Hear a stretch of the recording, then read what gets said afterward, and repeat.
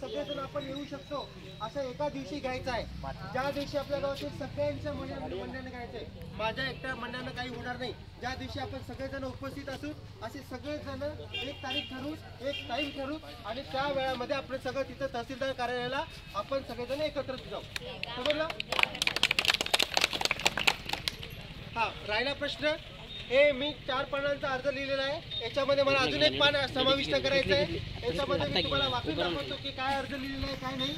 आणि सगळ्यात महत्त्वाचं, आपला हा अर्ज अशा पद्धतीने सादर करायचा की तहसीलदार मॅडम, जिल्हाधिकारी सर आपल्या गावामध्ये आलेच पाहिजे. आपल्या पाण्याचा प्रश्न जसे आपण बोलायलो तसं ते साहेब ते मॅडम इथं आले पाहिजे आणि आपल्याला आपल्याशी संवाद साधला पाहिजे. आपले म्हणणं ऐकलं पाहिजे. आपल्या पाण्यावर त्यांनी काहीतरी आश्वासन देऊन आपण योजना काहीतरी देऊन काहीतरी काम केलं पाहिजे. असं 100% असा अर्ज सादर करायचा आहे. या अर्जामध्ये मी 100 फोटो जोडणार आहे. मी माझ्या मोबाईलमध्ये भरपूर फोटो काढलेले आहेत.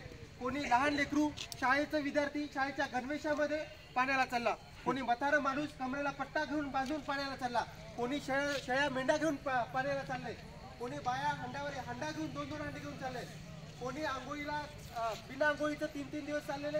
ते सगळे कशा परिस्थितीमध्ये जीवन जगायले. प्रत्येक गोष्ट मीच अनुभव असं नाही, मला दुसऱ्याच्या दुःखातून सुद्धा मला ती गोष्ट कळत आहे. असे सगळे जेव्हा मला वाटलं की बाबा हे खूप तळमळ आहे, हे आपण फोटो काढला पाहिजे आणि ही समस्या आपण वरच्या अधिकाऱ्याकडे मांडली पाहिजे. माझ्याकडे आपली समस्या मिटली पाहिजे, हा सगळा या प्रपंचामागचा उद्देश आहे. आणि ह्या प्रपंचामध्ये मला तुम्हाला सगळ्यांची साथ पाहिजे. मला या शिरड गावातून कमीत कमी 1000 सह्या पाहिजेत. 1000 सह्या आपल्याला घ्यायचे गावामधून. 1000 सह्या आणि 100 पाण्याचे फोटो. ते टाकायचे फोटो असेल, रिकाम्या हौदाचे असेल की आपल्या विद्यार्थ्याचे असेल की आपल्या आजी आजोबांचे असेल, सगळ्यांचे कोणते जिथे जिथे आपलं पाणी नाही, जिथे जिथे आपल्याला परेशानी व्हायली, असे मला 100 फोटो सगळे आपण एकत्र करून आपण हा अर्ज सादर करायचा. 1000 सह्या, 5 पानांचा अर्ज. 100% एका आठवड्यामध्ये तहसीलदार मॅडम आपल्या गावामध्ये इथे येणार, आपल्याला ते बोलणार, आपले प्रश्न ऐकणार आणि त्यांच्या कुठल्या तरी योजनेमधून आपल्याला गावामध्ये परमनंट काय होईल अशी ते योजना देऊन आपल्याला गावामध्ये पाण्याचा प्रश्न सुटवतील. मला याच्यामध्ये फक्त तुमचं सहकार्य पाहिजे. तुम्ही जर माझ्या पाठीशी उभं टाकाल तर माझी हिंमत वाढेल, माझं बळ वाढेल. तुम्ही जर तुम्हाला फक्त आतापर्यंत जे केलं नाही ते आपल्याला करायचंय.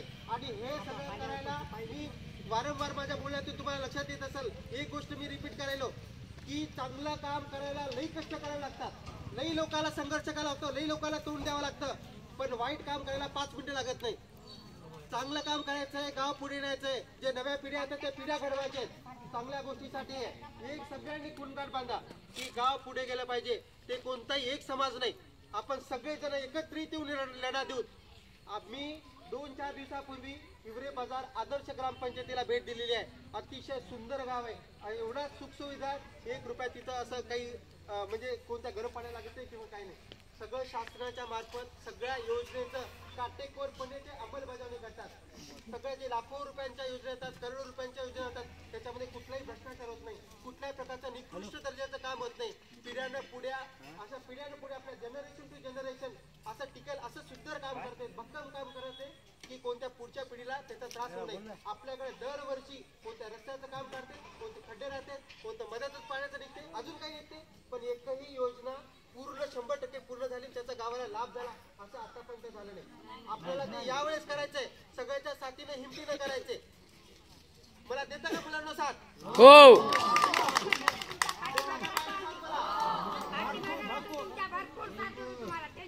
यावेळेस पाण्याचा प्रश्न मिटला पाहिजे. आपल्याला जिथे जिथे जायचं तिथे तिथे जाऊन एकेका अधिकाऱ्याचा पण 100चा दरवाजा वाजवी, पण आपला पाण्याचा प्रश्न मिटला पाहिजे. दरवेळेस आपल्याला मोर्चा काढायचा नाही, असा मोर्चा काढायचा, असं बोलायचं, असं सगळं करायचं. आता मी बोलणार, मी गावामध्ये बोलणार, पण मला जेवढी तळमळ आहे माझ्यापेक्षा जास्त तुम्ही तळमळ पाहिलेली आहे. तुमची तळमळ तुम्ही तुमच्या भाषेमध्ये समोरच्या अधिकाऱ्याला बोलायला पाहिजे. मी बोललो की मला थांबायचं, साहेब आम्हाला बोलू द्या, आमची तळमळ आम्ही पाहिलेली आहे, आम्हाला आमचा प्रश्न मांडायचा आहे. समजलं? माझ्या घरासमोर आड आहे, माझ्या घरी पाणी एखाद्या वेळेस मी आडावर जातो. तुमच्या घरासमोर आड नाहीये, तुमच्या आजूबाजूला हापसा नाहीये, तुमच्या घरामध्ये पाणी नाहीये, तुमच्या घरी कोणी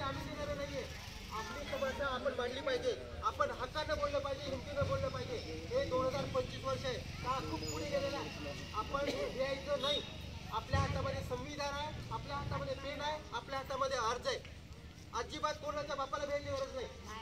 लोक आपल्याला परेशान करतील, आपली हिंमत हरवण्याचा प्रयत्न करतील, असं एकदाही होऊ द्यायचं नाही. तुम्हाला हे लक्षात घ्या, तुम्ही सगळेजण. आपल्याला लढा द्यायचा आहे, मोठा लढा द्यायचा आहे, जेणेकरून गावचा पिढ्याचा पाण्याचा प्रश्न सोडवायचा आहे. एक माणूस मनावर घेता काय गोष्ट होऊ शकते हे आपल्याला दाखवायचं आहे. आपल्या गावामध्ये जर ही योजना, आपला लढा जर सक्सेस झाला तर आपला हातगाव तालुका शिरड पॅटर्न म्हणून आपलं नाव घेईल. आपल्या गावामध्ये लोक येतील. आज मी एवढं थोडंसं बोलायचा प्रयत्न केला, ते टीव्ही चॅनल आला, 4 पेपरला बातम्या आल्या, समजलं का? हे एवढं आपली हिंमत आहे. आपल्या प्रत्येक टीव्हीला बातमी आली पाहिजे, प्रत्येक चॅनलला बातमी आली पाहिजे, प्रत्येक पेपरला बातमी आली पाहिजे. 100% बातमी येणार. तेव्हा येणार आपण सगळे एक राहिलो तर, आपली हिंमत जर एक राहिली तर, आपला एखादा जरी माणूस हरला आणि आपली हिंमत घालायचा प्रयत्न केला तर हा लढा सगळा शून्य.